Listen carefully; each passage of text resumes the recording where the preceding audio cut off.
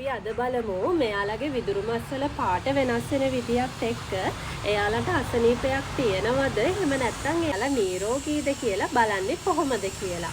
එතකොට මෙයාලගේ මෙන්න මේ උඩ තල්ලේ මේ උල දත ළඟින් තොල පොඩ්ඩක් උඩට ඉස්සුවම එයාලගේ විදුරු මස් පාට හොඳට බලා ගන්න පුළුවන්.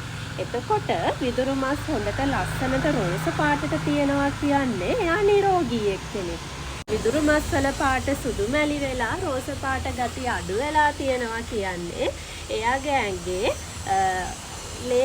ලේ අඩුයි ටිකක්. ඒ කියන්නේ ඇනීමියා වගේ එනකොට තමයි ගොඩක් වෙලාවට එහෙම වෙන්නේ. ඒ වගේම විදුරු මස් වල පාට කහ පාට වගේ හැලිලා තියෙනවා කියන්නේ එයාට මොනවා හරි රෝගයක් තියෙනවා.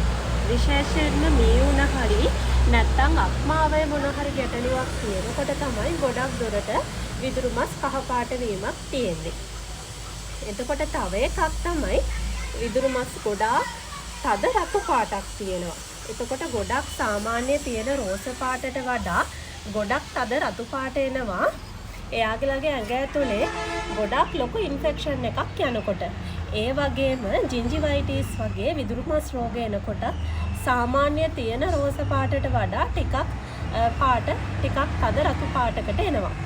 ඒ වගේම දැන් ඔයාලට පේනවා ඇති මෙයාගේ මෙන්න මේ හරියමේ කළු පාට හැවිල්ලා තියෙන්නේ.